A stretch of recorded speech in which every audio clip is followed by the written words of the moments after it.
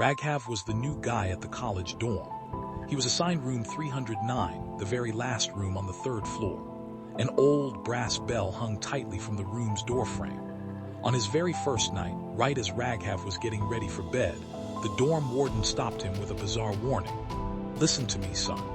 Whether the wind blows tonight or not, if that bell starts ringing on its own, do not ever reach out and stop it with your hand. Whatever is ringing it, just let it ring." Raghav figured the warden was just an old-timer trying to spook the freshman, so he didn't take him seriously.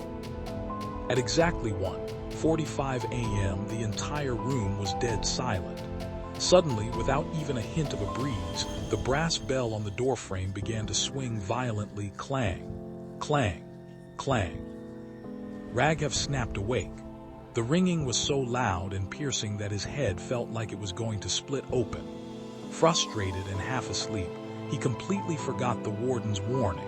He threw off his covers, walked over to the door, and pressed his palm flat against the bell to silence it. The bell stopped instantly, but the moment Raghav pulled his hand away, his blood ran cold. Two icy, blood-red handprints were now stained into the brass. Right then, he heard the sound of heavy breathing coming from the other side of the door.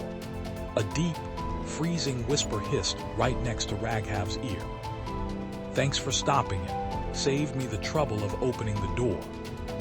Raghav stumbled backward, but suddenly, the shadows in the room began rising from the floorboards. The air grew so bitter cold that his breath literally froze in his throat.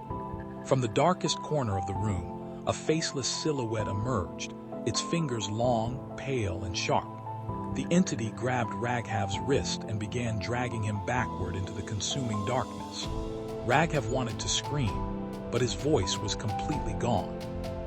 The next morning, when the warden came by to check on the room, Raghav was lying in his bed, looking perfectly relaxed. The warden let out a sigh of relief and said, "Well, good to see you're all right.